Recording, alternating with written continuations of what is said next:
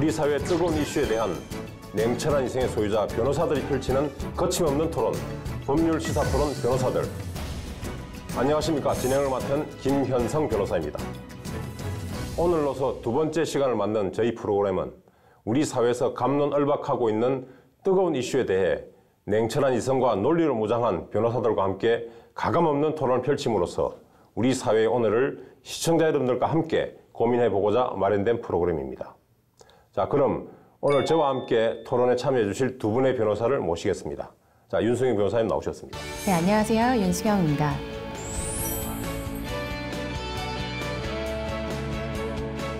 양지민 변호사 나오셨습니다. 네, 안녕하세요. 양지민입니다.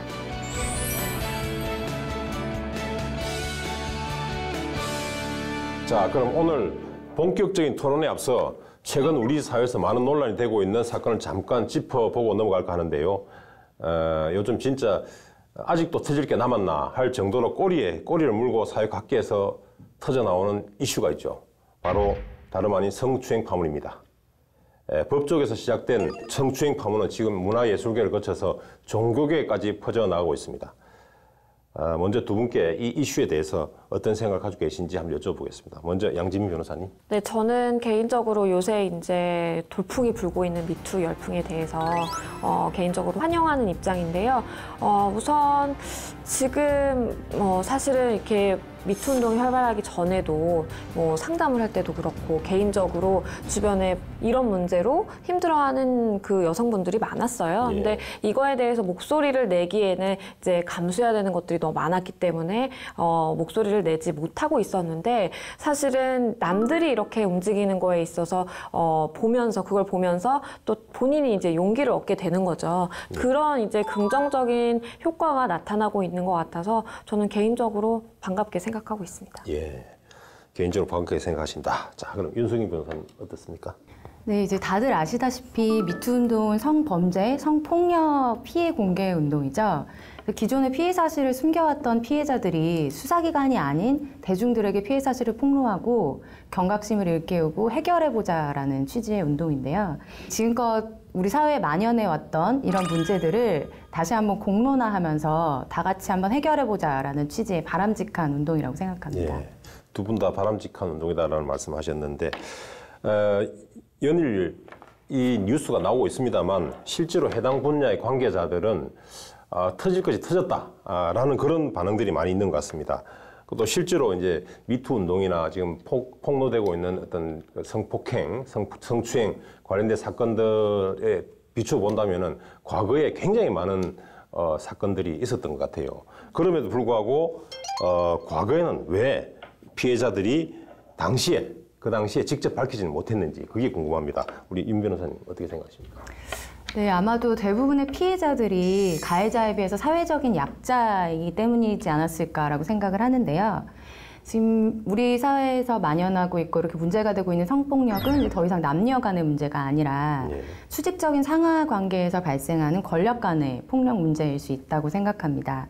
그렇기 때문에 약자인 피해자들은 폭로 이후에 당할 수 있는 파면이나 해임, 또 조직 내 따돌림 등 이런 다양한 이유로 인해서 피해 사실을 숨겨온 게 아닌가라는 생각이 듭니다. 저도 마찬가지의 의견인데요. 이게 대부분 공개되는 미투 사례들을 보면 권력관계 내부에서 일어나게 되거든요. 보통 이제 상사라든지 내가 잘 보여야 되는 그런 사람으로부터 이렇게 성폭력의 그 범죄에 노출되다 보니까 막상 용기를 낼 수가 없는 것이고요. 그리고 저는 사회적인 분위기도 또 한몫하는 것 같습니다. 왜냐하면 여자가 빌미를 제공했겠지, 내지는 너도 똑같겠지라는 그런 사회적인 좀 시선이 있기 때문에 그거에 있어서 목소리를 내기 힘든 거죠. 왜냐하면 사회적으로 자칫 잘못하다가는 여성으로서 정말 좀 매장당할 수 있는 그런 분위기가 형성이 될 수 있기 때문에 그런 여러 가지 사회적 잣대라든지 그다음에 조직 내에서의 어느 것도 그 신고자나 제보자를 보호해주지 않는 그런 시스템의 부재라든지 여러 가지가 사실 복합적으로 작용을 해서 목소리를 내기 좀 힘들었던 것 같습니다. 예, 두 분 말씀은 기본적으로 공통적으로 또 이 상하관계에서 일어나는 일이고 또 그때 밝히기에는 사회적 분위기가 아니었다. 그런 내용 같습니다. 또 실제로 말씀하신 대로 우리 성폭행 사례에서 본다면은 그 가해자는 기본적으로 그가 속해 있는 사회에서 막강한 지위에 있습니다. 그리고 막강한 영향력을 행사하는 그런 위치에 있는 것이 또 사실인 것 같습니다. 그렇다 보니 막상 우리 피해자들은 당시에는 어쩔 수 없었다라는 반응을 보이고 있는 것 같습니다. 이에 대해서 우리 국민들도 굉장히 안타까워하고 더욱 분노하는 것이 아닌가 생각합니다.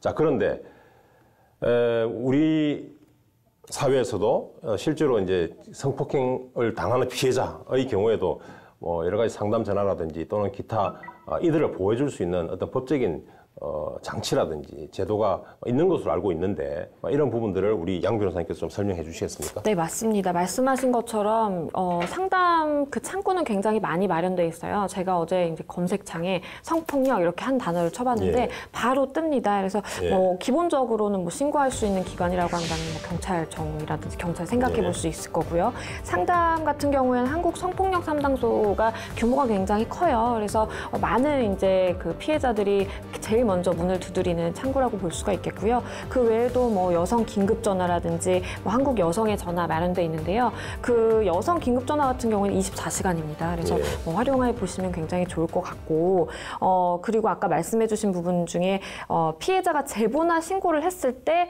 그때 피해자나 제보자를 보호할 수 있는 법적 장치가 뭐가 있느냐라고 이제 물어보셨는데, 그 부분 같은 경우에는 사실 범죄 피해자 보호 지원 제도의 일환으로서 피해자가 전담 경찰관을 배치받을 수가 있습니다. 경찰에 신고를 하고 근데 내가 조금 이런 부분이 염려스럽다, 우려된다라고 한다면 그 전담 경찰관이 배치가 돼서 여러 가지 뭐 각종 지자체라든지 아니면 그 유관기관과 연계를 해서 내가 만약에 심리적인 상담을 받고 싶다 그러면 그 상담센터랑도 연결을 해주고요. 그리고 조금 신변의 위협이 느껴진다라고 한다면 형사 절차 중에서도 충분히 이제 신변 보호를 받을 수가 있는데요. 경찰에 이제 신고를 단순하게 하시면 됩니다. 이런 사유가 있어서 내가 이렇게 신고를 하고 고소를 하게 됐는데 신변 보호가 두렵다라는 걸로 이제 얘기를 하게 되시면 그러면 또 이제 보호를 받으실 수가 있거든요. 성폭력이라든지 가정범죄 두 가지에 대해서 됩니다. 그래서 그 부분에 있어서도 많은 분들이 모르시는 분도 많은데 알고 계시면 도움이 될 것 같고요. 근데 실질적으로 많은 분들이 이 제도를 잘 활용하고 계신가, 그거는 조금 의문인 것 같아요.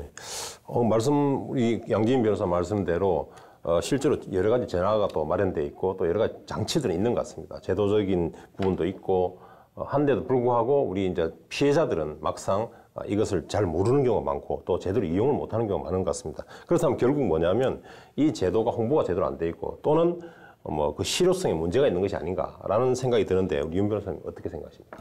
예, 물론 지금 현재 다양한 제도들이 있지만 그것을 이제 실효성을 확보하는 데는 조금 부족했다라는 평가도 하나가 될 수 있고요. 저는 이제 양 변호사님 말씀에 더해서 현행 법제 하에서 피해자들을 침묵하게 만드는 또 다른 원인을 좀 설명드리고 싶은데요. 상당수의 성범죄 피해자들은 가해자들이 피해자들을 상대로 한 명예훼손과 무고 등의 맞고소에 또 시달리게 됩니다. 이 과정에서 긴 재판 과정을 참아내야 하는 것은 물론이고 본인의 무죄를 입증하기 위해서 사생활이 노출되는 이런 또 제2차적인 피해가 굉장히 심각한데요. 미국의 경우에는 강간 피해자 보호법이라는 것이 있는데요. 이거는 피해자의 과거 이성관계에 대한 내용을 증거로 제시하지 못하게 해서 재판 과정에서 그러한 성경험이나 이런 것들의 여부가 피해자가 성관계에 동의했을 것이라고 가정하도록 하는 그런 관행을 방지하기 위해 마련된 법입니다. 그래서 성범죄 피해 고발자들을 보호하기 위해서 이런 법적, 사회적 시스템들이 좀 더 촘촘하게 마련되어야 하는 것은 아닌가라는 생각이 듭니다. 자, 최근에 우리 이 파문이 이제 성추행 파문이 일면서 사회적으로 큰 문제가 되고 있습니다만 많은 시민들이 좀 의아해하는 부분이 있습니다. 좀 이상하게 생각하는 부분이 있어요. 그게 뭐냐면 성범죄는 많이 드러나고 있는데 실제로 처벌되는 경우는 많지 않다라는 보도가 지금 많이 나오고 있거든요. 그 이유를 먼저 보면은 원래 성범죄는 친고죄였습니다. 친고죄라는 것은 고소가 있어야만 처벌할 수 있다는 것이죠. 피해자의 고소가 있어야만 처벌할 수 있다는 것인데 이게 2013년 6월 달에 성범죄의 친고죄는 폐지가 됐죠. 그래서 그 이전에는 고소가 없었다면 처벌할 수 없다는 것입니다. 그런 문제가 하나 있었고 또 하나는 공소시효가 이제 오래된 사건들이 지금 많이 드러나다 보니까 공소시효 문제가 이제 걸리는 것이죠. 그래서 공소시효가 만료가 돼서 처벌할 수 없다는 것입니다. 이렇게 범죄는 많은데 처벌할 수 없다는 얘기들이 더 많이 나온다. 그래서 시민들은 이상하게 생각하는 것이죠. 자, 그리고 실제로 성범죄의 특성상 자, 그 피해자는 굉장히 이제 정신적, 신체적 어떤 고통을 가지고 있죠. 가지고 살아갈 수밖에 없고 또 굉장한 트라우마를 가지고 살아갈 수밖에 없을 것입니다. 그런데 고소나 공소시효 등 처벌 조건이나 소송 조건 이런 것들 때문에 처벌을 하지 못한다고 한다면은 이것은 우리 일반인들의 어떤 법감정상 굉장히 수용하기 어렵지 않겠나라는 생각이 사실 들거든요. 그러다 보니까 최근에 성범죄에 대한 공소시효를 30년으로 늘리자는 법안이 추진되고 있는 것으로 알고 있습니다.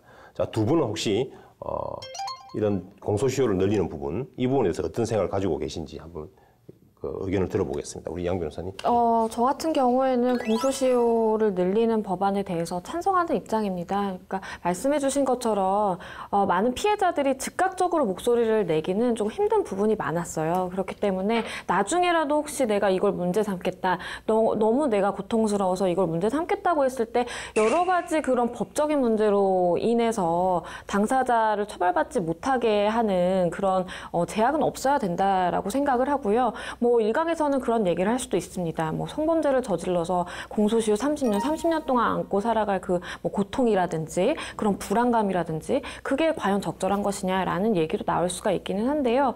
피해자가 정말 평생 트라우마를 안고 살아가야 될 고통에 비하면 저는 그 부분 정도는 조금 사회적으로 용인이 돼야 되는 부분이 아닌가 싶기 때문에 공소시효 30년 연장 같은 경우에는 실제로 찬성 입장이고요. 뭐 많은 분들이 아시겠지만 처음에 이제 미투 운동이 막 불거졌을 때 얘기가 나온 일들 중에 너무 오래된 시점에 있었던 일들이 많았어요. 그 부분에 대해서는 본인 스스로, 가해자 스스로도 법적으로 처벌받지 않을 걸 알기 때문에 뭐 기자회견장에서도 굉장히 당당한 모습을 보였다거나 그런 것들이 좀 눈에 보여서 좀 안타깝더라고요. 그래서 이 법안이 좀 빨리 통과되면 좋겠습니다. 과학 수사가 발전하면서 지금 성범죄 증거를 추후에 확보하는 경우들이 많이 생기고 있는데요.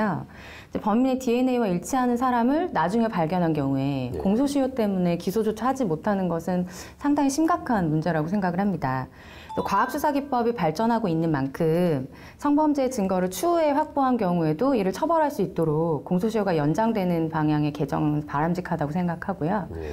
참고로 이제 미국 캘리포니아주의 경우에는 범인의 신원이 DNA 검사로 확정된 그 시점부터 공소시효가 진행되는 디스커버리 룰을 적용하고 있다고 하는데요. 이제 우리나라도 공소시효 기간의 기산점을 조정하는 방향으로의 검토도 가능하다라고 생각합니다. 예, 공소시효를 늘리자는 법안에 대한 두 분의 의견은 일치하여 다 찬성 의견이었습니다. 그리고 실제로 성범죄를 처벌함에 있어서 장애가 되는 요소가 두 가지가 있었는데 그것이 하나가 친고죄였고 하나가 공소시효였습니다. 친고죄는 2013년 6월에 폐지되었고요. 지금 남아있는 것은 공소시효인 것 같습니다. 공소시효를 30년 늘리는 법안이 조속히 통과되기를 바라면서 지금 우리 사회에 이슈가 되고 있는 성추행 파문에 대한 얘기를 여기서 마치도록 하겠습니다. 자, 그러면 지금부터 법률 시사토론 변호사들 오늘의 주제입니다. 먼저 화면으로 만나보시겠습니다.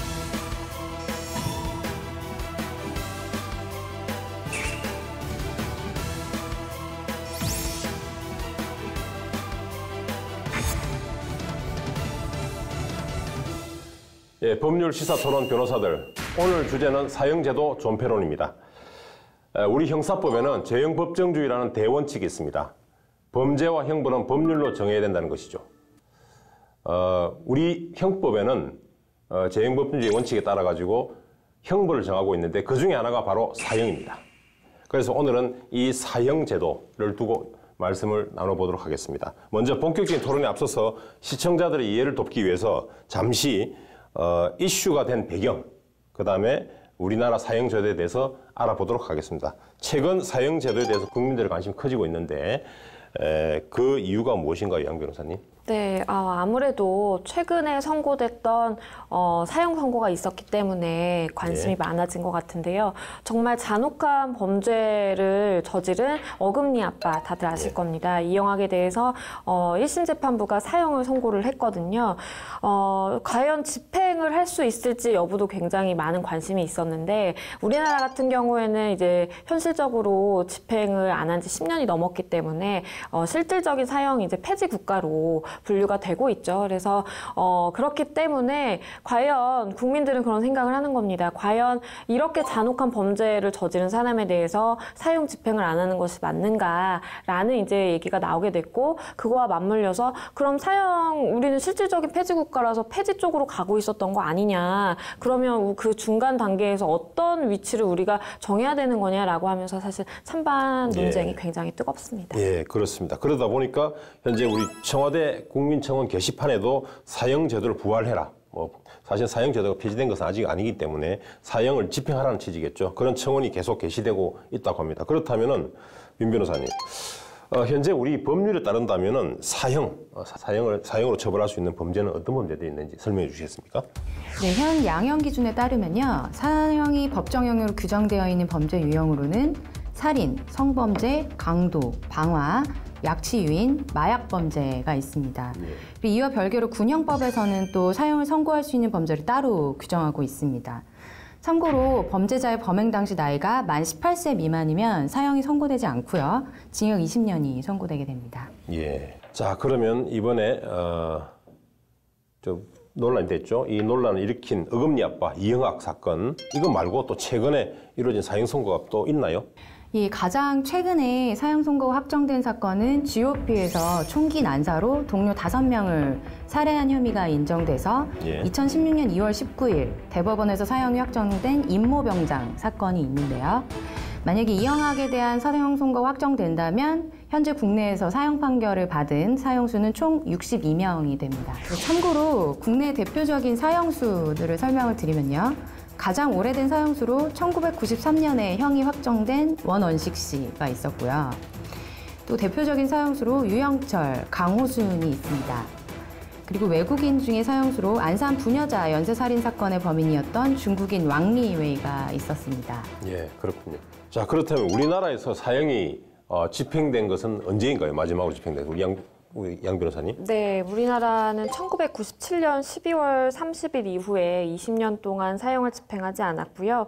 그렇기 때문에 국제사회에서도 역시 우리나라를 실질적인 사형 폐지국으로 분류를 하고 있습니다. 예. 그렇다면 지금부터 사형제도 존폐론에 대해서 토론을 시작하겠습니다. 먼저 우리 두 분 변호사님께 여쭤보겠습니다. 우리 사형 존폐론에 대해서 존치론인지 폐지론인지 어느 입장인지를 먼저 말씀해 주시고, 또 그 이유가 무엇인지 간단히 밝혀주시기 바랍니다. 예, 우리 먼저 양 변호사님부터 말씀해 주시겠습니까? 저는 개인적으로 사형제도가 폐지돼야 된다라는 입장입니다. 아무래도 다들 아시다시피 폐지론자 측에서 주장하는 가장 큰 이유는 범죄자의 인권이겠죠. 물론 우리가 인권을 굉장히 중요하고 인권에 대해서 많이 얘기를 하고 있지만 범죄자 인권도 인권이다라는 전제하에서 이제 출발을 하는 거고요.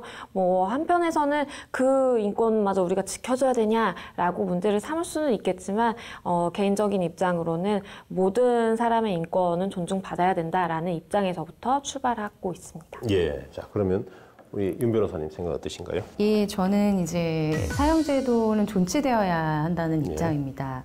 앞서도 잘 설명해 주셨듯이 모든 형벌은 법치주의, 죄형 법정주의에 따라야 하고요. 사형 역시 마찬가지입니다. 형법은 최소한의 도덕이자 윤리이지만 불가피하게 필요악도 수용하여야 한다고 생각을 합니다. 우리가 헌재 판단에서도 볼 수 있듯이 현행법제하에서 사형은 합헌이고요. 그리고 사회보호와 피해자 보호 측면을 종합할 때 섣불리 사형제도를 폐지하는 것은 좀 무리가 있지 않나라고 생각합니다. 예. 토론을 조금 더 효율적으로 하기 위해서 몇 가지 쟁점을 나누어서 한번 토론해 보도록 하겠습니다. 먼저 생명권 침해, 생명권과 우리 사형제도가 혹시 생명권을 침해한 것이 아닌지와 관련해서 한번 여쭤보도록 하겠습니다. 사실 우리 모든 인간은 인권을 향유하고 있죠. 그리고 그 인권 중에 가장 기초적인 것이 바로 생명권이라고 할 수 있습니다. 그리고 국가는 생명권을 비롯한 모든 국민의 인권, 기본권을 보장하고 보호해야 될 의무를 지고 있습니다. 그런데 이런 의무를 지고 있는 국가가 국민의 생명을 빼앗는, 박탈하는 사형 제도를 유지하는 것이 과연 이게 합당한 것인가, 옳은 것인가의 문제가 있는 것입니다. 이 문제는 법철학적 문제이기도 하기 때문에 법학자 내지는 법철학자들 사이에서도 굉장히 큰 논쟁거리가 되고 있습니다. 심지어는 국가에 의한 살인이다라는 얘기까지 있는 것이죠. 자, 그렇다면 두 분의 의견 한번 들어보도록 하겠습니다. 자, 사형제도는 국가가 살인하는 것이다. 이 말이 좀 맞는 것인가요? 우리 양 변호사님 어떻게 생각하시나요? 저는 개인적으로 국가의 의무를 저버리고 살인을 저지르는 것이다라고 볼 수 있을 것 같습니다. 이 얘기는 아까 말씀해 주신 것처럼 헌법에 기본적으로 보장된 기본권, 인권과도 연결이 되는 문제일 텐데요. 일단 사형 제도를 존치를 하고 그리고 실질적으로 사형을 집행하는 것 자체가 인간의 기본권, 그 기본권 중에서도 가장 그 본질이라고 볼 수 있는 생명권을 박탈하는 것이기 때문에 저는 이거는 헌법에도 이제 위반이 된다라고 보고요. 이렇게 헌법에 규정된 이제 국가의 의무가 있음에도 불구하고 사형제도를 실제로 집행을 하는 거는 그렇게 헌법에 규정된 국가 의무를 저버리는 게 되겠죠. 그렇기 때문에 저는 국가가 살인을 저지르는 것이다라고 볼 뿐만 아니라 기본적으로 헌법에 위배된다라고 생각합니다. 예, 국가에 의한 살인이 바로 곧 사형이다라는 의견에 대해서 우리 존치론자이신 윤 변호사님 어떻게 생각하시나요? 예, 저는 먼저 그 말씀하신 그 국가의 살인이다라는 그 표현에 대해서 일단 그 동의하는데 굉장히 조심스러운 입장입니다. 예. 과연 국가에게 살인의 주체성을 인정을 할 수 있는 것인지, 그리고 법이라는 사회적 합의, 우리 국민의 합의의 산물로 인해서 우리가 다양한 형벌들을 부과하고 있죠. 자유형부터 시작해서 다양한 형벌들이 있는데 사형도 역시 그 중에 한 가지 형벌에 불과하다라고 생각을 하고요. 그리고 우리 헌법 말씀을 드리면 헌법 110조 사항에서는 이제 사형이 형벌로 규정되고 선고할 수 있다라는 것을 전제하고 있고요. 우리 헌법에서 절대적인 기본권이라는 건 명문으로 지금 인정되지 않고 있습니다. 그렇기 때문에 37조 2항에 따라서 국민의 모든 자유와 권리는 국가의 안전보장, 질서유지, 그리고 공공복리를 위해서 필요한 경우에는 법률로서만 제한할 수 있다라고 규정이 되어 있기 때문에 사형제도 역시 이런 우리 헌법 제도 틀 안에서 봐야 되는 게 아닌가라는 생각을 합니다. 저는 말씀하신 것처럼 우리 헌법 37조 2항에 필요한 경우에 기본권을 법률로서 제한을 할 수 있다라고 되어 있는 것도 맞습니다. 하지만 그 경우에 단서로 이제 되어 있는 것이 본질적인 부분은 침해할 수 없다라는 부분이 있잖아요. 거기 부분에 있어서 사형제도를 존치를 하자라는 분들은 그걸 과연 본질적인 부분에 이제 범주 내로 포함시킬 수 있는 것이냐, 또 그거에 문제가 있는 것 같아요. 그 반대로 또 폐지론자들은 당연히 본질적인 부분이다라고 이제 주장을 하고 있는데, 저 역시도 이제 폐지론의 입장에서 생명권 같은 경우에는 본질적인 부분에 충분히 이제 포함이 된다라고 봅니다. 즉 법률로서 제한을 할 수 없는 부분이다라는 건데요. 다른 이제 헌법에 여러 가지 인간의 기본권에 대해서 규정이 돼 있지만 다른 기본권들 모두가 기본적으로 생명권이 보장이 되어야만 향유할 수 있는 권리를 주장할 수 있는 기본권들이라고 생각을 합니다. 그렇기 때문에 그러한 기본권, 인권을 누리기 위한 가장 기본적인 전제 조건으로서의 생명권은 충분히 법률로서 제한을 할 수 없는 그 본질적인 부분에 포함이 된다라고 보는 거고요. 그렇기 때문에 1996년에 있었던 그 헌재 판례에 있어서도 시대 상황이 변하면 사형제는 폐지돼야 된다라는 입장을 또 마지막 단서에 붙였습니다. 그거 역시 시대 상황이 아직까지는 이르기는 하지만 그 당시에 이제 사형제도를 폐지하는 것이, 하지만 시대 상황이 변화하면 얼마든지 가능한 부분 아닌가. 그렇기 때문에 가능한 부분이 여지가 있기 때문에 지금 우리가 이렇게 논의를 하고 있는 것 아닌가라는 생각입니다. 기본권은 37조 2항에 따라서 제한할 수 있습니다만, 다만 그 본질적 내용은 침해할 수 없다라는 그 조항에 따른다면 이제 우리 생명권은 본질적 내용으로만 구성되어 있기 때문에 이걸 침해하는 것은 바로 또 위헌이다라는 취지로 말씀하신 것 같습니다. 이에 대해서는 어떻게 답변하시겠습니까? 저 역시 생명권이 고귀한 권리이고 정말 뭐 중요하고 존중되어야 할 권리라는 점에서는 뭐 이견이 없습니다만, 우리 헌재 판례에서도 판시가 되어 있듯이 그 본질적인 침해 부분이라는 부분에 대해서 생명권이라는 것은 일부 침해가 있을 수 없기 때문에 생명권을 가지고 본질적인 침해를 논할 수 없다라고 판시가 되어 있는데요. 지금 현재 우리가 이 사형제도를 가지고 있음에도 이렇게 흉악한 범죄들이 나날이 늘어나고 있는 현실 속에서 과연 대안 없이 폐지만 하자, 이런 뭐 가해자들의 인권만을 위해서 폐지를 해야 한다라는 주장은 조금 더 신중할 필요가 있는 것이 아닌가라는 생각을 합니다. 우리 헌재에서 본질적 내용으로만 이루어진 생명권의 경우에는 좀 예외적으로 또는 또 다르게 접근해서 제한을 할 수 있다라는 취지로 지금 합헌이다라는 말씀을 해주신 것 같습니다. 자, 그렇다면 또 우리 양 변호사 아까 말씀하시기는 아직 그 헌재 결정문에도 실제로 나중에 시간의 흐름에 따라 가지고 새로 논의가 나중에 이루어져야 될 것이다라고 말씀하신 바와 같이 그렇다면 실제로 우리 이제 사형 제도를 이제 다시 존치를 해야 되는지 폐지해야 되는지 여부가 논쟁이 되고 있는데 논란이 되고 있는데 그럼 현재 우리 이제 다른 국가를 한번 보겠습니다. 다른 국가는 그럼 실제로 이제 사형 제도를 두고 있는 것인지 아니면 뭐 폐지를 하고 있는 것인지 뭐 그런 부분에 대해서 먼저 누가 말씀을 좀 해주시겠습니까? 제가 조금 알려드리면요. 국제인권단체 그 엠네스티에 따르면 세계 약 200개국 중에서 사형제를 유지하는 곳은 56곳에 불과합니다. 나머지 142곳이 실질적으로 아니면 완전한 사형제 폐지 국가로 분류되고 있거든요. 이러한 국제적인 흐름이나 추세를 사실 무시할 수는 없습니다. 그리고 그 방향성 자체가 그 범죄자의 인권이라도 존중하고 보장되어야 된다라는 취지로 이제 가고 있는 그 지표라고 저는 생각을 합니다. 세계적인 추세가 그렇다고 하시는데 그렇다면 우리나라의 어떤 여론은 좀 어떤지 그것도 궁금한데 그 부분 우리 윤 변호사님 여쭤볼까요?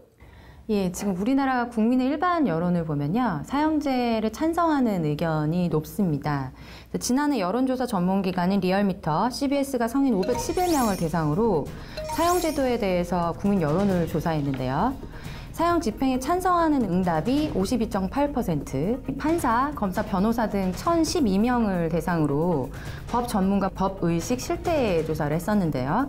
여기서도 역시 응답자 중 59.2%가 사형 집행에 찬성한다라는 의견으로 나타났습니다. 예, 그러면은 일반인뿐만 아니라 법 전문가인 법조인들도 대체적으로 조금 더 많은 수가 사형 집행 또는 사형 존치에 입장을 가지고 있다라고 보면 될 것 같은데 그렇다면 혹시 조금 궁금해서 드릴 말씀인데 그렇다면 우리 법조인도 우리 판사, 검사, 변호사 이렇게 통상 법조 3륜이라고 있지 않습니까? 네. 그럼 혹시 이들 사이에 좀 차이가 좀 있는지 그것까지는 조사가 안 됐나요? 예, 그 부분도 조사가 되어 있고요. 예, 그 응답한 결과를 분석해 보게 되면 검사의 경우에는 76.7%로 사형제도 집행에 대한 찬성 의견이 가장 많았습니다. 그리고 이어서 변호사가 50.9%, 판사가 46.7% 순으로 사형 집행에 찬성하고 있습니다. 자, 우리 방금까지 이제 생명권 침해 여부를 두고 잠시 이제 말씀을 나눠봤고 아울러서 이제 국제적인 추세 그리고 국내 여론에 대해서도 같이 좀 알아보았습니다. 자, 그럼 다음 쟁점으로 넘어가도록 해보겠습니다. 다음 쟁점은 범죄 예방 효과, 사형 제도가 범죄 예방 효과를 얼마나 가지느냐의 문제입니다. 우리 이번에도 좀 보셨다시피 이영학 사건과 같이 어떤 반인륜적인 그런 흉악 범죄가 발생할 때마다 사형을 집행하라는 그런 여론이 들끓고 또 사형 제도는 존치해야 된다는 여론이 또 앞서 나오게 되게 마련인데 그럼 실제로 우리가 이런 흉악 범죄를 예방하는 범죄 예방 효과가 그 예방 효과에 이제 사형 제도가 기여를 하는 것인지 그게 사실 궁금합니다. 이 부분에 대해서는 어떻게? 저는 범죄 예방 효과가 실질적으로 입증된 거는 없기 때문에 우리가 막연하게 이렇게 무서운 제도인 일반 대중들에게 무서운 감정을 불러일으킬 만한 사형제도를 존치함으로 인해서 범죄가 예방되리라고 기대하는 것은 너무 막연하지 않나라는 생각도 듭니다. 실질적으로 그 분석 결과가 있는데요. 많은 연구 결과에서 물론 그 사형이 범죄 감소율에 많은 영향을 끼치지 않는다라고 나왔습니다. 구체적으로 그 제프리 패건이라는 법학자의 연구 결과에 따르면요. 사형제도와 범죄 감소율의 연관성을 찾는 것은 매우 어렵다라고 발표 결과가 나왔고요. 유엔에서도 한 2차례 정도에 걸쳐서 그 분석을 해봤는데 실질적으로 사형제도와 범죄율의 연관성, 그 인과관계는 입증을 하지 못했습니다. 그렇기 때문에 저는 국제적인 추세와도 이게 연관이 돼 있는 것 같은데 국제적으로 그렇게 많은 나라들이 사형제도를 폐지해 나가고 있는 그 근거 중에 하나도 실질적으로 사형제도를 존치함에 있어서 그 범죄율이 떨어진다든지 뭐 예방 효과가 높게 나타난다든지 이런 부분에 인과관계가 없기 때문에 그 흐름으로 가고 있다고 생각을 합니다. 사형제도가 지금 존재함에도 불구하고 지금 흉악한 범죄들이 날로 급증을 하고 있는 현실 속에서 그렇다면 사형제도를 폐지한다면 어떤 대안이 과연 있는지가 먼저 고민이 되어야 한다고 생각합니다. 그리고 기존에 지금 존재하는 사형제도를 폐지하자고 주장을 하시는 쪽에서 예. 지금 사형제도가 잔혹한 범죄를 예방하는데 억제력이 없다 이런 것들을 입증해 주셔야 되는 부분이 아닌가라고 예. 저는 그 입증 책임에 대한 말씀도 좀 드리고 싶고요. 예.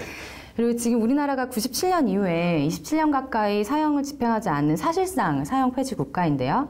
이것은 사실 법적인 근거도 없고 정책적인 기반도 없고 국민적인 합의도 되지 않은 그런 잠정적인 상태일 뿐입니다. 그래서 단순히 사형제에 대한 찬반 논란에서 나아가서 이것이 존재함에도 집행하지 않는 데 따른 그런 문제가 있는 것은 아닌지 이 부분도 살펴봐야 된다고 생각합니다. 예.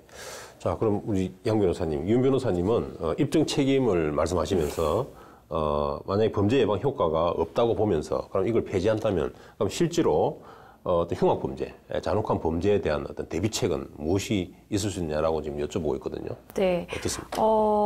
실제로 제가 그 캐나다에서 그 조사된 결과를 조금 말씀을 드리면, 캐나다 같은 경우에 이제 사형제가 폐지가 됐습니다. 1976년도에 폐지가 됐는데, 그때 폐지한 이후에 쭉 추적 조사를 해보니까 10년이 넘는 기간 동안에 살인율이 떨어졌다. 그러니까 살인범죄의 발생률이 떨어졌다라는 그 조사 결과도 있더라고요. 그러니까 그런 걸 보면 저는 이 포인트가 사형제가 아니라는 좀 생각이 들어요. 그러니까 사형제가 있느냐 없느냐에 따라서 범죄율이 뭐 출렁이거나 그게 아니라 실질적으로 사회적으로 우리가 얼마나 그 잠재적인 범죄자들을 억누르는 그 억제 효과에 대한 제도 개선이라든지 아니면 시스템 마련이라든지 이거에 따라서 우리가 범죄가 실질적으로 예방이 되고 그리고 범죄율이 떨어지는데 이제 효과를 기대할 수 있는 것이지 이게 단순하게 사형제도만을 내버려두는 것, 존치를 함으로 인해서 그 예방률이라든지 그 범죄 감소율을 기대하는 것은 저는 인과관계가 이제 없다라고 생각을 하는 것이죠. 예. 그럼 이런 반론이 좀 있을 수 있을 것 같아요. 지금 말씀은 이제 뭐 캐나다 예를 드시면서 사형 제도를 폐지하고 나니 이제 뭐 범죄율이 오히려 좀 줄었다라는 그런 통계 내지는 조사가 있다는 말씀이시고 또 실제로 그렇다면 그것도 마찬가지로 다른 요인이 작용될 수 있었지 않았겠느냐. 다른 범죄를 예방하는 어떤 수단이 강구된 건 아닌 것인지의 문제도 있을 수 있을 것 같고 또 하나 기본적으로 이제 이게 범죄 예방 효과가 없다 하더라도 일반적으로 인간은 자기 생명에 대한 기본적인 애착을 가지고 있단 말이에요. 그걸 부인할 수 없을 거 아닙니까? 그럼 그런 애착을 가지고 있는 그 생명을 앗아가는 범죄 형벌을 가하겠다 하면은 누구나 다 범죄에 대한 어떤 억제력은 좀 생길 것 같다는 생각이 들거든요. 그 부분은 어떻게 좀 생각하세요? 그러니까 그게 그런 막연한 억제력에 대한 그 기대감과 그리고 예. 범죄를 저지르지 않을 것이라는 그 생각 때문에 사실은 저는 사형제도라는 게 생긴 것이고 그리고 그게 지금까지 이제 유지돼 왔던 걸로 보이는데요.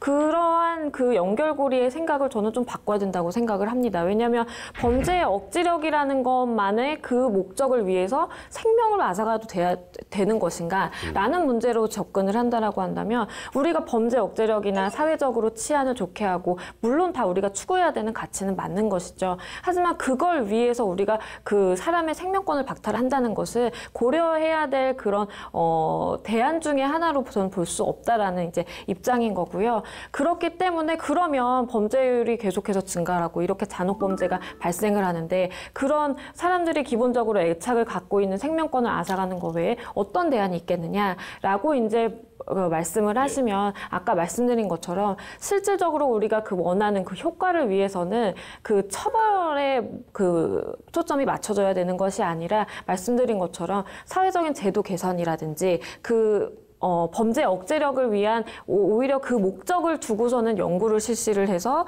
그 분야에 대한 조금 그 분야에 대한 연구를 조금 넓게 확장시켜 나가는 것이 맞는 것이지 그거를 생명권을 박탈한다는 것은 저는 이제 그걸 오히려 더 극단적이라고 이제 생각을 하는 입장입니다. 예, 저는 이제 캐나다의 사례를 말씀해 주셨는데요. 저는 또 그와 반대되는 국가의 사례를 말씀을 드리고 싶습니다.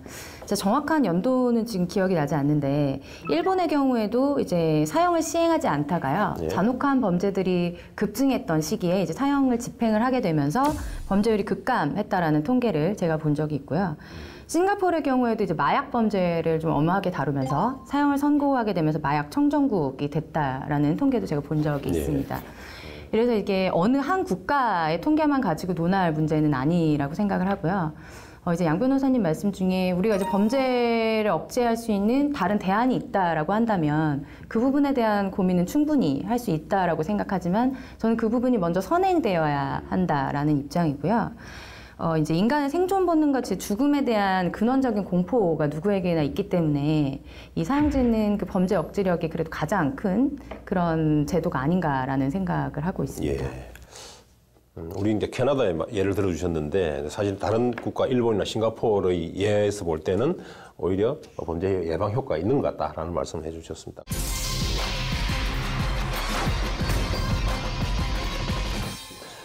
다음 쟁점으로 좀 넘어가 보겠습니다. 우리가 이제 사형이 선고가 되고 그다음에 사형 선고가 될 때까지 통상 현재 지금 제가 알고 있기로는 한 평균적으로 한 4, 5년 정도 이렇게 복역을 하다가 이제 사형 집행이 되었던 어떤 그런 걸로 제가 알고 있습니다. 그렇다면 그동안 사실 사형수에 대해서 실제로 자유 재워주고 먹여주는 꼴이 되지 않습니까? 그래서 이제 결국은 사형을 폐지하자라는 폐지론자들 입장에서는 그럼 그 범죄자들에 대해서 오히려 더 국가의 세금을 더 부어서 이렇게 투자를 하는 것이 맞느냐, 돈을 들이는 것이 맞느냐, 오히려 그 비용으로 피해자들을 돕는 것이 맞지 않느냐라는 어떤 주장이 있는 것 같습니다. 그럼 이에 대해서 혹시 이제 우리 사형 제도를 존치해야 된다라는 우리 윤 변호사님 입장은 어떠신가요?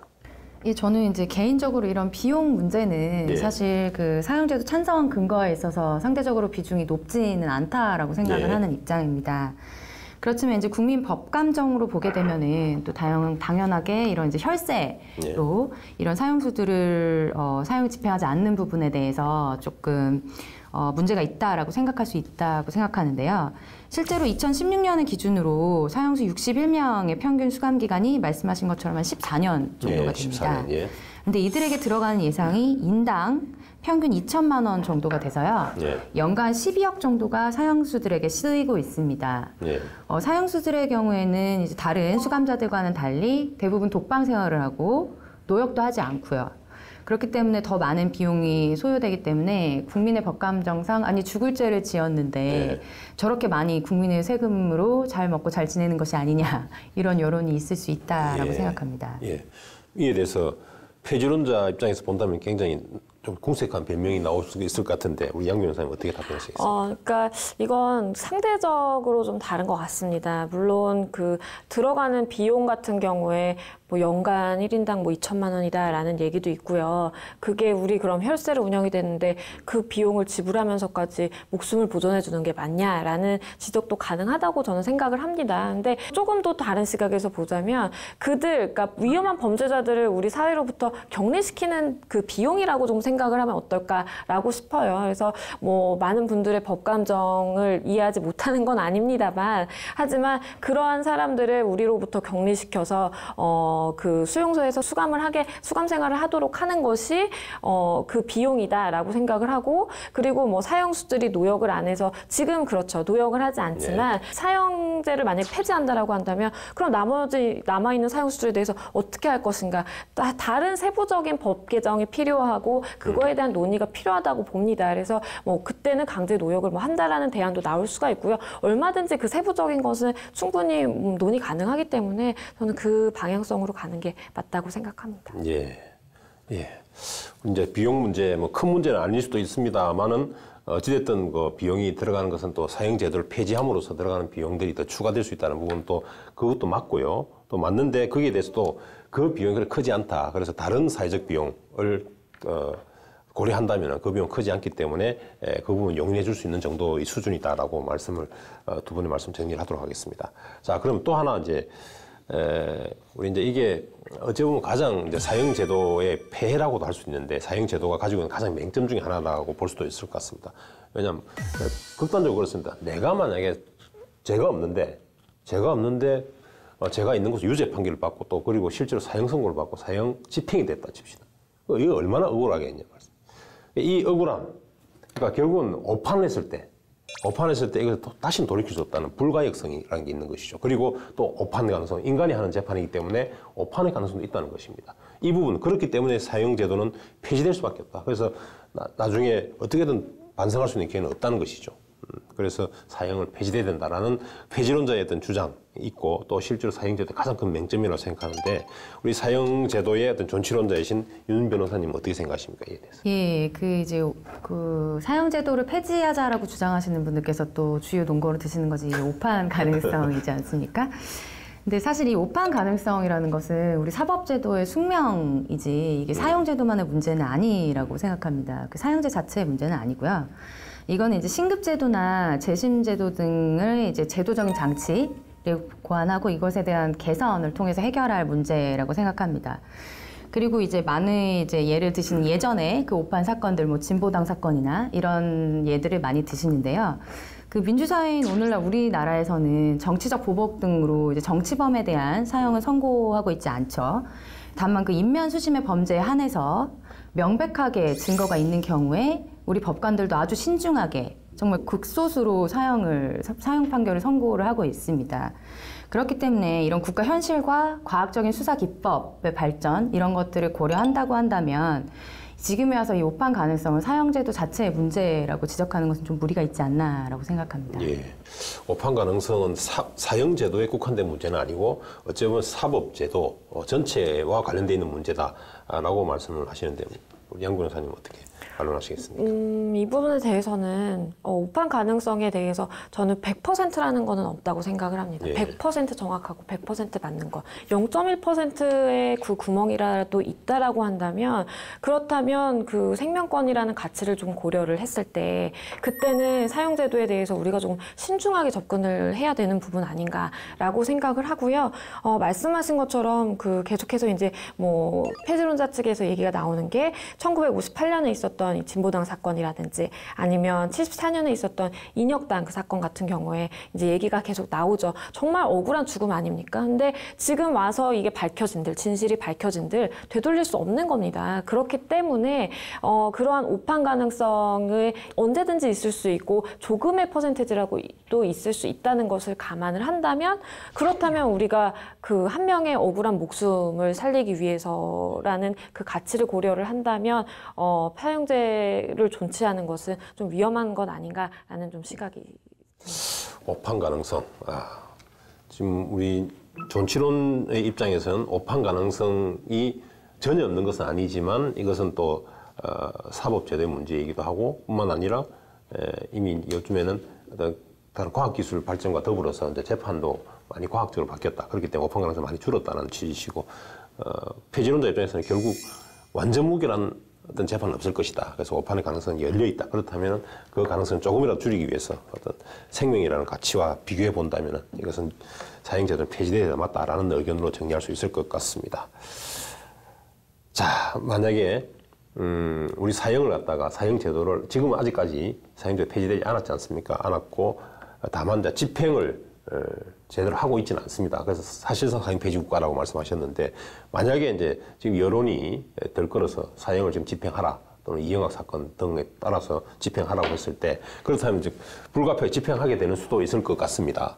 그렇다면 이때 사형 집행할 때 어떤 뭐 무조건 집행을 해야 된다고 생각하시는지 아니면은 집행하지 말아야 된다고 생각하시는지 아니면 집행할 때 어떤 조건이 필요한 것인지 뭐 이에 대한 의견들이 있으실 것 같은데 우리 윤 변호사님 말씀해 주시겠습니까?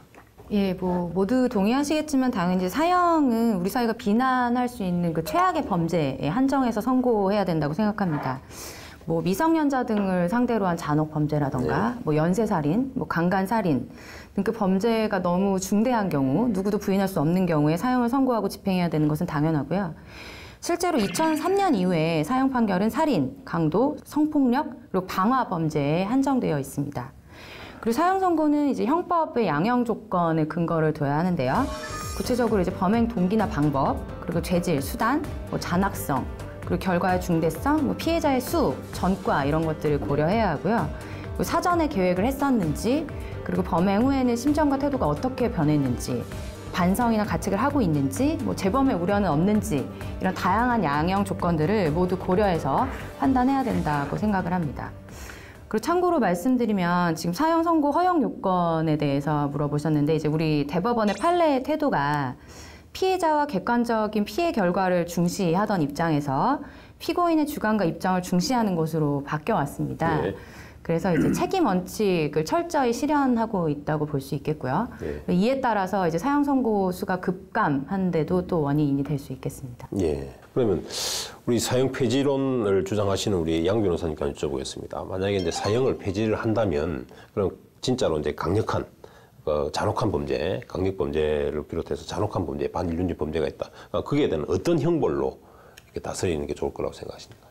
대안으로 이제 거론되는 게 이제 그 절대적인 종신형이죠. 그러니까 네, 그렇게 잔혹한 범죄를 저지른 사람들을 사회로 다시 복귀시키는 것에 대해서 많은 시민들이 이제 불안한 마음도 가지고 있고, 그리고 저도 동의를 합니다. 일부 교화 가능성이 굉장히 희박한 그러한 범죄자들도 있을 수 있겠죠. 그런 경우에는 영원히 우리 사회에서 격리시키는 게 대안이 될 수 있다라고 생각을 하고요. 실질적으로 그게 생명을 앗아가지 않는 그 한도 내에서의 최고의 형벌이라고 생각을 합니다. 그래서 물론 또 여기서 나올 수 있는 문제는 다시 이제 비용 문제겠죠. 사람이 생명을 유지하는 데 있어서의 기본적인 이제 비용이 들어가기 때문에 비용 문제에 대한 이제 논의가 있을 수가 있겠는데요. 그 부분 같은 경우에는 저는 뭐 사실 강제 노역이라든지 이런 부분으로서 조금 더 구체적인 부분을 마련해 나간다면 그 비용적인 부분도 우리가 걱정할 만큼은 좀 되지 않을 것이다라는 입장입니다. 절대적인 종신형 이야기들이 또 이제 많이 나오게 되는데요. 또 이제 여기서 반론으로도 얘기하는 것들이 이제 가석방 문제라던가 뭐 결국에는 가석방으로 이제 거리를 활보하게 되는 것이 아닌가라는 이제 걱정들을 또 많이 하시는데요. 저 역시 이 격리의 방법으로 절대적인 종신형을 택할 것이냐, 이제 사형제도를 집행할 것이냐의 문제라고 보는데요. 이렇게 절대적인 종신형을 도입하게 된다고 하면은 기존의 사형제도 그 범죄 억지력에 상응하는 만큼의 어느 정도의 그런 확실한 그 범죄 책임에 부합하는 그런 조건들이 충분히 고민되어야 한다고 생각합니다. 예. 우선 잠시 뭐 시청자들의 이해를 돕기 위해서 우리 종신형이 나왔는데, 그럼 현재 우리 형법상에도 종신형 외에 무기징역이라고 있습니다. 무기징역이 있는데 무기징역은 제한이 없죠. 그런데 다만 가석방이 가능한 겁니다. 그런데 우리가 지금 말씀 나누고 계시는 절대적 종신형이라고 하는 것은 가석방이 없는 것입니다. 그런데 차이가 좀 있고요. 또한 이제 우리 형벌에 따르면 징역은 유기징역과 무기징역인데, 유기징역은 30년까지 가능하고 가중을 하더라도 50년까지 가능한 것입니다. 그런데 만약 종신형을 하게 되면 이게 이제 이런 게 없어지는 게 되는 것이고, 또한 이제 우리의 형벌은 기본적으로 어떤 범죄, 여러 개의 범죄를 저질렀을 때 가중을 하게 되는 가중주의를 취하고 있습니다. 그래서 가중을 하더라도 50년까지 할 수 있다는 것이고요. 근데 다만 이제 예를 들어서 미국 같은 데서는 합산주의를 취하고 있습니다. 그래서 각각의 범죄에 대한 형을 정한다면 이것을 전부 합쳐서 형을 선고하는 그런 형식을 취하고 있다는 점을 참고로 설명드리겠습니다.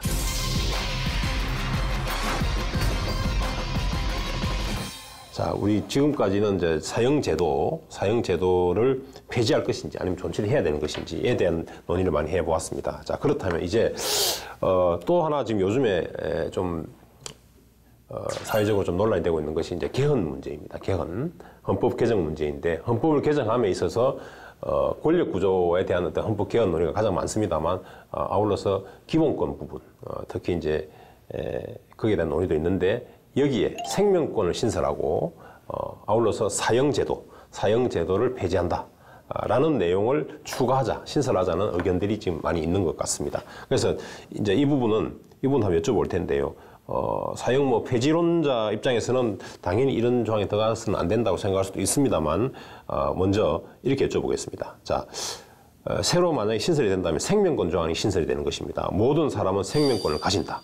그리고 사형은 폐지된다라는 내용으로 아마 들어갈 가능성이 높은데, 이것이 우리 헌법 조항에 명시적으로 신설되는 것에 대해서 두 분 생각을 한번 여쭤보도록 하겠습니다. 먼저 우리 폐지론자에서 양 변호사님 의견부터 듣겠습니다.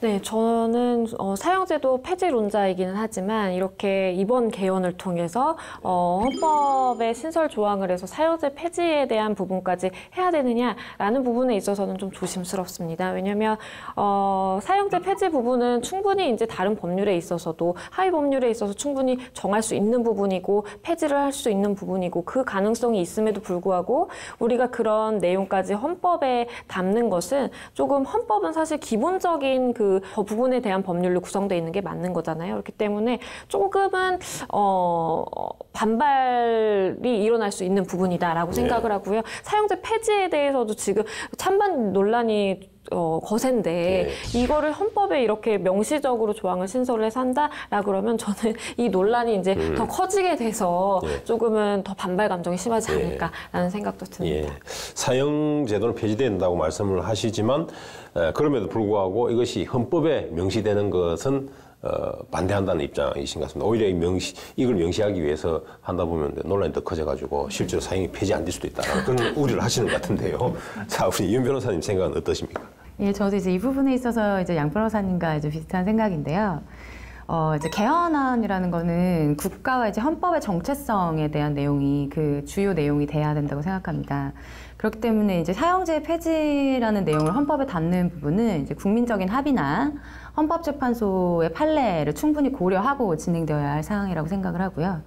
이런 사형제 폐지와 관련된 내용은 이제 형법 개정이나 이런 사항들을 통해서 충분히 입법으로 해결할 수 있는 부분이 아닌가라고 생각합니다.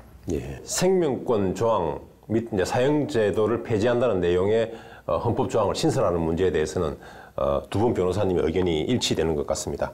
사형제도 존폐 여부와 관계없이 사형제 자체는 헌법에 규정되어야 될 헌법 사항이 아니고 법률로서 규율할 수 있는 법률 사항이다라고 말씀을 하신 것 같고, 그리고 아울러서 생명권이나 생명권도 기본적으로 당연한 권리이기 때문에 굳이 헌법의 어떤 개정을 통해서 명시할 필요는 없다라는 의견을 주신 것 같습니다.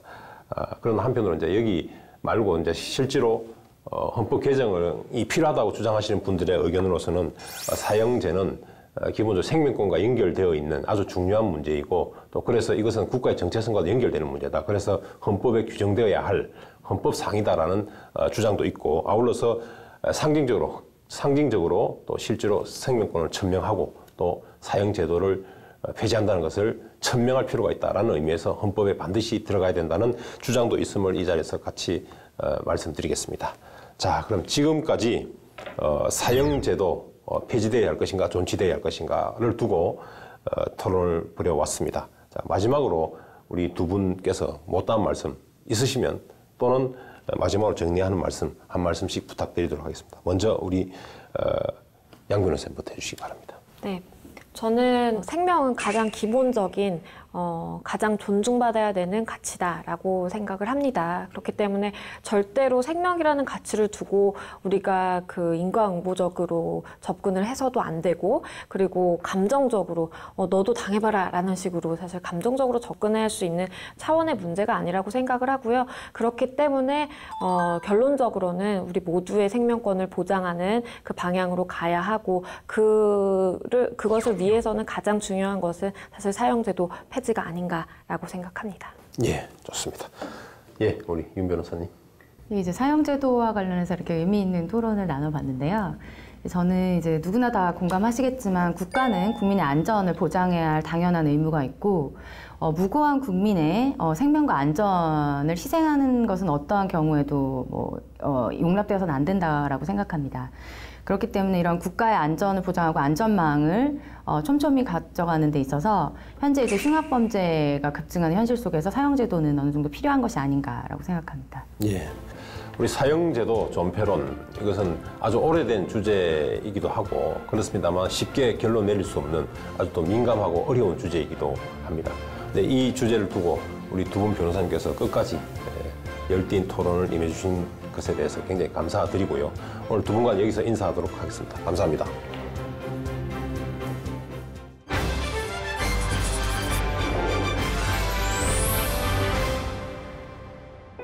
미투, 나도 그래라는 의미를 가진 두 개의 단어로 이루어진 이 짧은 영어 문장 하나가 대한민국 전체를 뒤흔들고 있습니다. 시청자 여러분들도 잘 아시다시피 최근 미투 운동, 미투 캠페인이라는 신조어가 탄생했습니다. SNS에 자신의 성폭행, 성추행 피해 사실을 고백함으로써 성범죄의 심각성을 알리기 위한 운동을 미투 운동이라고 하는데요.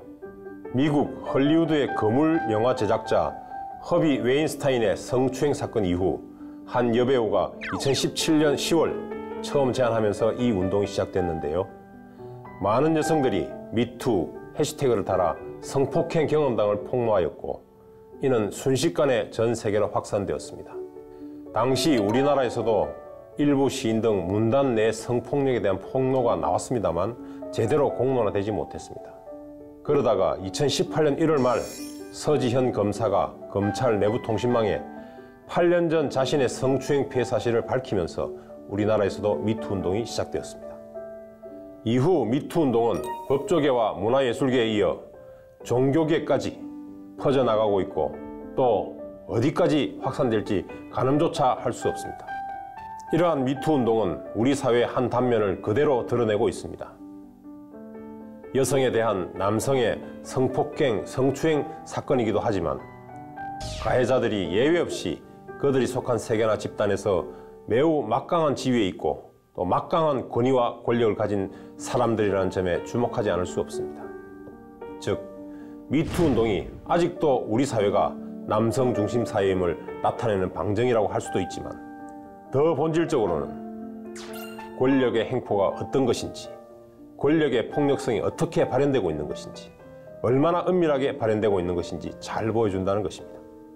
한 인간이 얼마나 선한 사람인가 하는 기준은 그 사람의 선한 행동을 보고 판단할 수도 있겠지만 더 본질적으로는 그 사람이 얼마나 악한 행동을 할 수 있는가, 어느 정도의 악행을 저지를 수 있는가에 달려있다고 할 수 있습니다. 마찬가지로 한 국가나 사회가 얼마나 성숙된 사회인지는 그 사회의 밝고 아름다운 부분으로 판단할 것이 아니라 그 사회의 가장 취약한 부분이 얼마나 취약한가가 판단의 척도가 되어야 할 것입니다. 즉, 그 사회의 약자, 여성, 청소년, 장애인 등에 대한 처우가 어떠한지, 이들에 대한 관심이 얼마나 있는지, 그리고 얼마나 배려하고 있는지에 따라 그 사회의 성숙도를 판단해야 하는 것입니다. 미투 운동을 통해 우리 사회가 어디에 와 있는지 다시 한번 돌아보는 계기가 되어야 합니다. 이러한 의미에서 미투 운동은 우리 사회가 성숙한 사회로 거듭나기 위한 진통입니다. 오늘의 미투 운동이 아픔과 분노 속에서 전개되고 있지만 언젠가는 아픈 기억, 아픈 사건에 대한 미투가 아닌 따뜻하고 행복한 미담에 대한 미투 운동이 전개되기를 기대해 봅니다. 본격 법률 시사 토론 변호사들, 오늘 준비한 시간은 여기까지입니다. 저희는 다음 주 이 시간에도 우리 사회의 가장 뜨거운 이슈와 함께 그리고 냉철한 인생의 소유자 변호사들과 함께 다시 돌아오겠습니다. 감사합니다.